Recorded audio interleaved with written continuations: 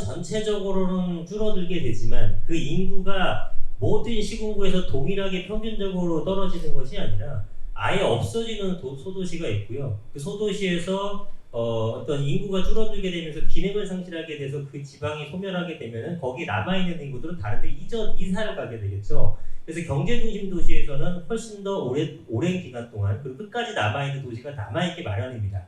그게 당연히 경제 중심 도시가 되겠고 우리나라에서는 수도 서울이 되겠죠. 그래서 여러분들은 적어도 서울이나 수도권 쪽이 아주 장기적인 측면에서는 좋고 또 지방에서도 중심지에 있는 것들 그런 것들 위주로 이제 구입을 하시게 된다면 인구 여부랑 상관없이 부동산 가격 상승에 대한 혜택을 보실 수가 있는 거예요. 그래서 이제 그런 부분에 대해서는 뭐 할 말이 되게 많은데 뭐 간략하게 이제 그 정도 하면 팩트는 이미 다 집어드린 겁니다. 인구는 줄어드는 게 맞으나 인구가 줄어들므로써 부동산 가격이 평균적인 하락은 있을 수 있지만 그게 양극화가 벌어질 것이고 양극화가 되는 중에 상승할 거에 대한 지역을 그러니까 소위 말하는 핵심 지역, 좋은 지역을 선점하면 된다. 예, 그렇게 생각하시면 돼요.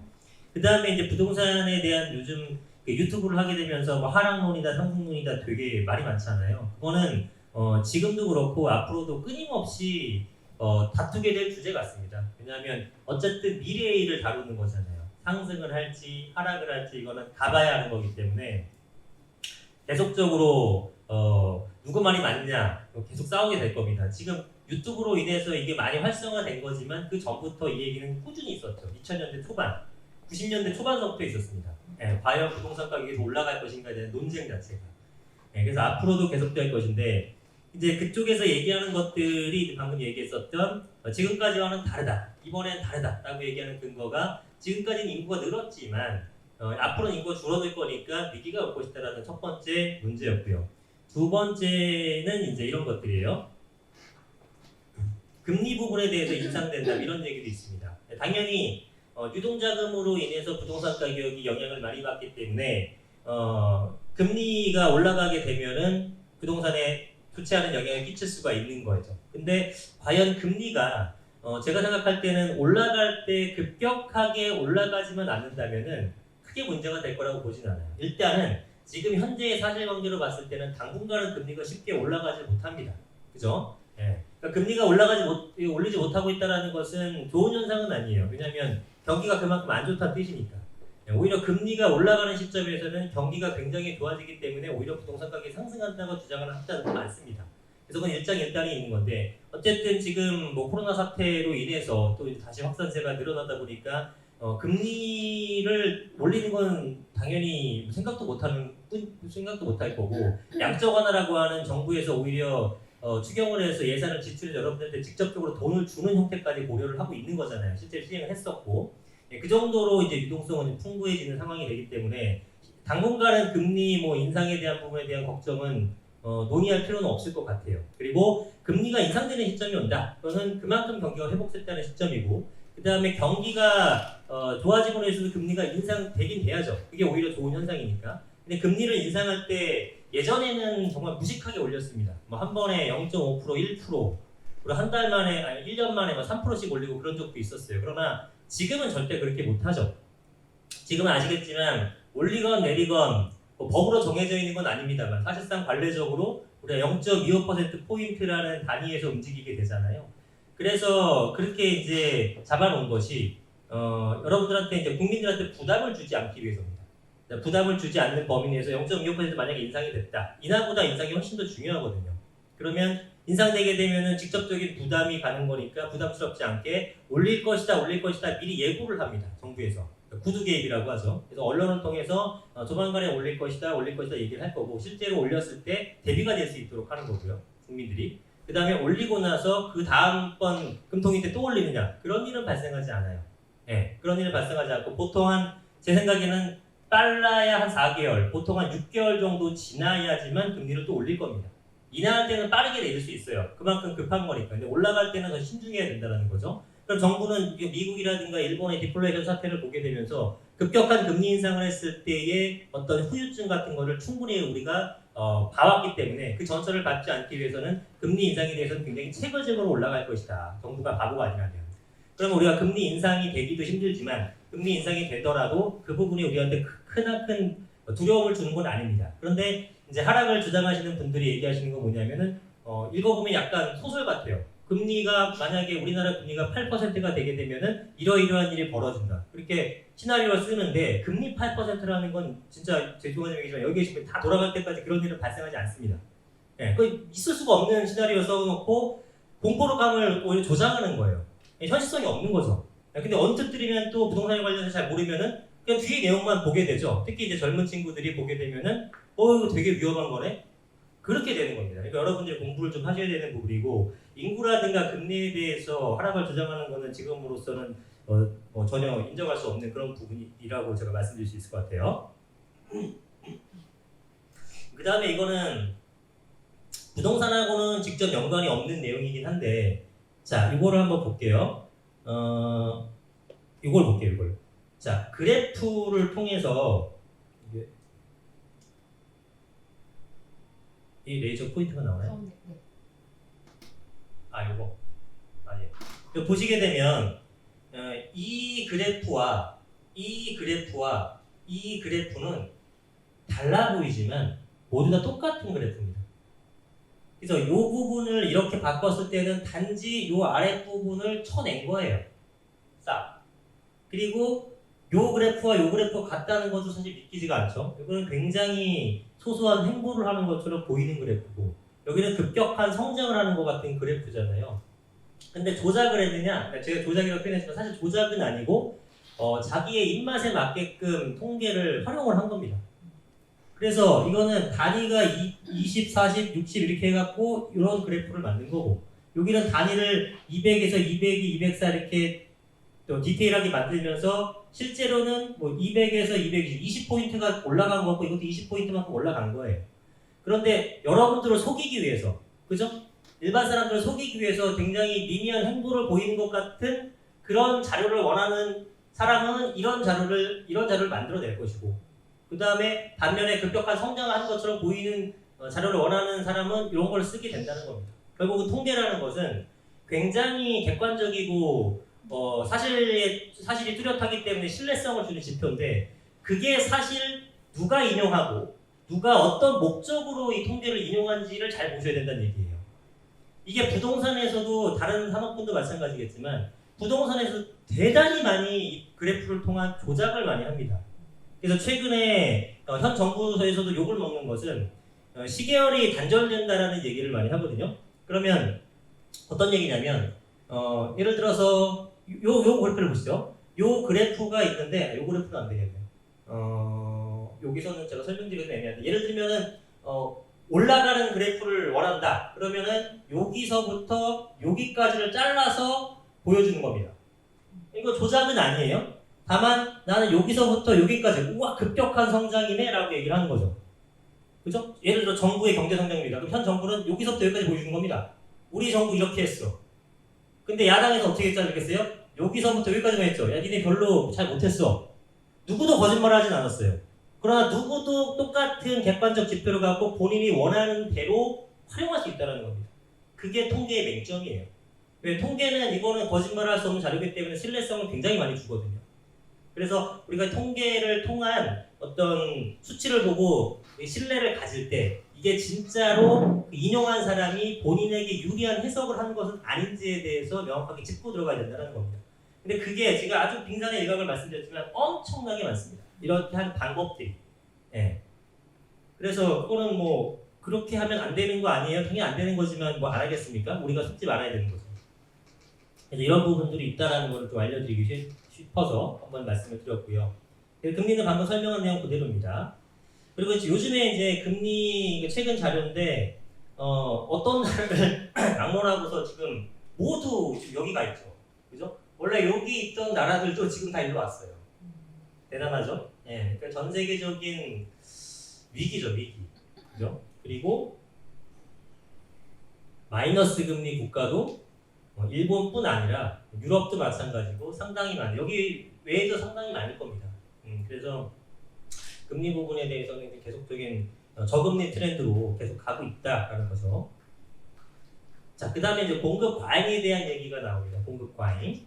공급 과잉은 사실은 요즘 들어서 또 얘기가 들어간 것 같아요. 왜냐하면 우리가 2008년도에 글로벌 금융위기를 봤고요. 2008년도부터 주춤하기 시작한 게 이제 9년, 10년, 뭐 13년 9월 달까지 통계 자료로 보게 되면 그때까지 계속 하락을 했거든요. 그 뜻은 한 5, 6년간은 조정기를 거쳤다는 뜻입니다. 그러면은 그때는 사람들이 집을 안 샀을까?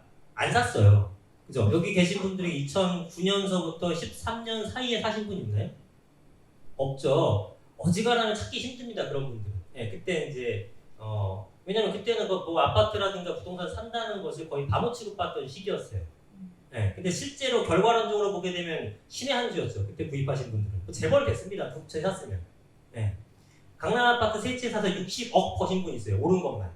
예, 그런 분도 있고 뭐 특수한 케이스긴 합니다만 어쨌든 그 당시에 저점을 찍었을 때 조정기에 구입했던 분이 승자가 됐는데 그때 당시의 분위기로서는 사람들이 아무도 집을 안 사니까 건설사도 지을 생각을 못 합니다. 예, 지을 생각을 못 해요. 그러니까 그 당시에는 인허가 물량도 없었죠. 예, 인허가 물량도 없었고 실제로 공급되는 것도 없었습니다. 그러니까 2019년, 10년, 11, 12 이때 다 인허가를 안 하니까 허가를 받고 공사를 하게 되면 보통 아파트 준공까지 3년 정도의 시차가 생기잖아요. 그러니까 13년, 14년, 15년 이때 계속 입주 물량이 없는 거예요. 그런데 금융위기가 좀 해소가 되면서 13년 하반기서부터 살아난 기미가 보이고 14년도 좋네, 15년 좋네, 16년 좋네 하지만 계속 가격이 올라갈 수 있었던 이유는 사람들은 살려는 수요는 점점 많이 생겼잖아요. 그런데 뭐가 없다? 물량이 없는 거예요. 공급 물량이. 왜냐면 공급 물량은 그 전에 3년 전에 받아놨어야 되는데 아무도 그때 안 해놨거든. 그래서 14년서부터 분위기 좋으니까 한번 간 보고 있다가 15년대도 계속 좋아. 그러니까 그때부터 이제 인허가 물량이 생기기 시작합니다. 입주 물량이 아니라 인허가 물량이. 그래서 15년, 16년, 17년 요때 이제 입주 인허가 받았던 게 3년 뒤인 18년, 19년, 20년에 공급 물량으로 나타나기 시작한 거예요. 그러면서 실제로 13년서부터 왜냐면 우리가 금융위기 맞게 되면 아무도 집을 안 사잖아요. 근데 여러분들이 어딘가를 들어가 살긴 살아야 돼. 다 전세로 구입하잖아요. 근데 신축 공급이 없으니까 전세 공급은 안 돼. 근데 아무도 집은 안 사고 수요자들은 전부 다 매매만 하려고 해요. 그러니까 매매 수요는 전세만 하려죠. 전세 수요는 늘어나고 전세 공급은 없으니까 전세가가 지속적으로 오르는 겁니다. 08년도, 09년도에는 전세가 비율이 50%도 안 됐어요. 40몇 %였는데 그게 16년 말에 17년 초에 75%포인트까지 찍죠. 엄청난 겁니다. 왜냐하면 그 사이에 매매가도 엄청 올랐는데 전세가가 더 빠르게 올라서 따라잡았다는 얘기잖아요. 왜 그러냐면 전세 물량 없고 전부 다 물량이 없기 때문에. 그렇게 되다 보니 쭉 가격이 올라가다가 이제 전세값이 줄어들게 되니까 이제 매매 수요로 돌아서죠. 그죠? 5억짜리인데 전세가 4억이야. 1억만 더 준비하게 되는데 대출도 됐잖아요.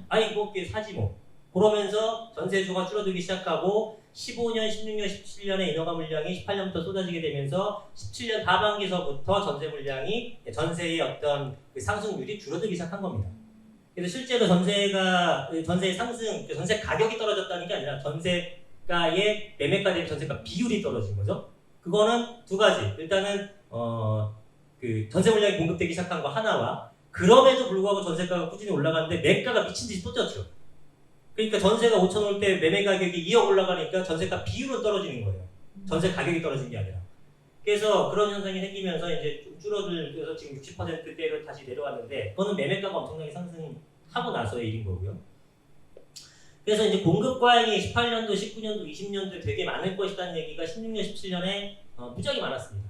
실제로 예전에 이제 유튜브 영상 같은 거 보시면 뭐 그런 거 영상 안 없앴다면 뭐 그런 내용이 있을 거예요. 지금도 저도 찾아보진 않았는데 여하튼 근데 실제로 보니까 뭐 공급 과잉이 지금 뭐니 하지만 결과론적으로 가격이 다 올랐죠. 공급 과잉이 아니었다는 뜻이 한마디로 그것은 그만큼 수요가 많았기도 하거니와 지금 공급 과잉이라고 얘기할 만한 사실 공급도 아니었어요. 여러분들이 뭐 서울에 5만 호를 공급한다, 뭐 어디에 뭐 10만 호가 공급한다 이런 것들이 실제로 많은지 적은지는 우리가 수요량하고 같이 체크를 해봐야 됩니다. 무슨 얘기냐면 헬리오시티 같은 것들은 강동구 쪽에서 특히 이런 얘기 많았어요. 헬리오시티 만세대 들어온다. 송파구 폭탄 맞았다. 입주 때 떨어진다. 입주 때 사실 2배 올랐어요. 9억짜리가 18억 됐습니다. 강동구 쪽에 19,000세대에서 한 2만 세대 들어옵니다. 거의 신도시급 하나가 들어오는 거죠. 공급 폭탄이다 이 얘기는 한 2년 전 영상만 보더라도 상당히 많은 전문가들이 이렇게 주장을 했습니다. 예. 저는 거기 거품을 불었죠. 무슨 말도 안 되는 소리냐.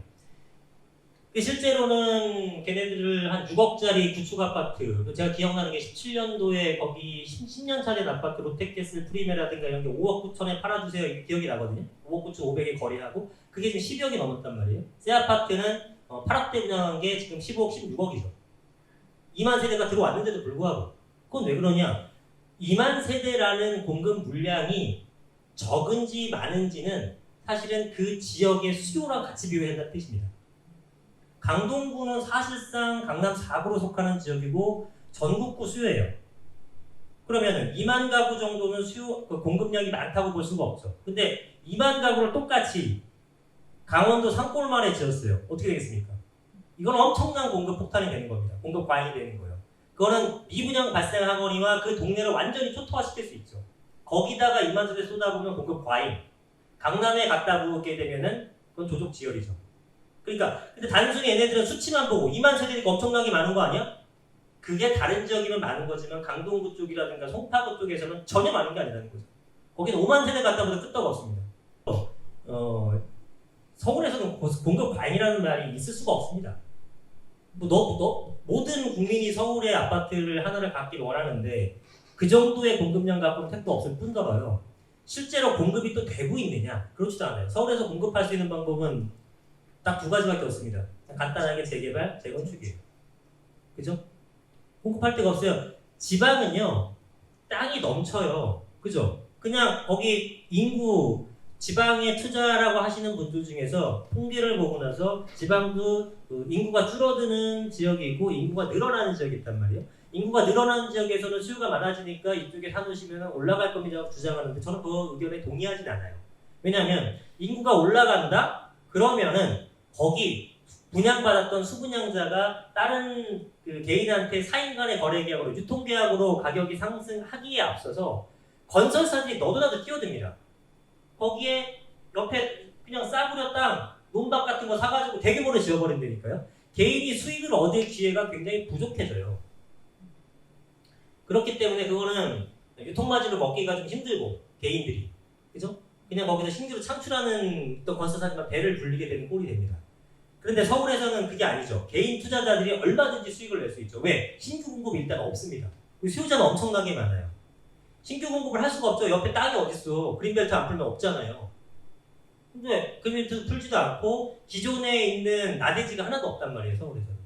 그러면 나대지가 없으면 어떻게 개발을 해야 되느냐면은 기존에 있는 거를 부시고 지어야죠.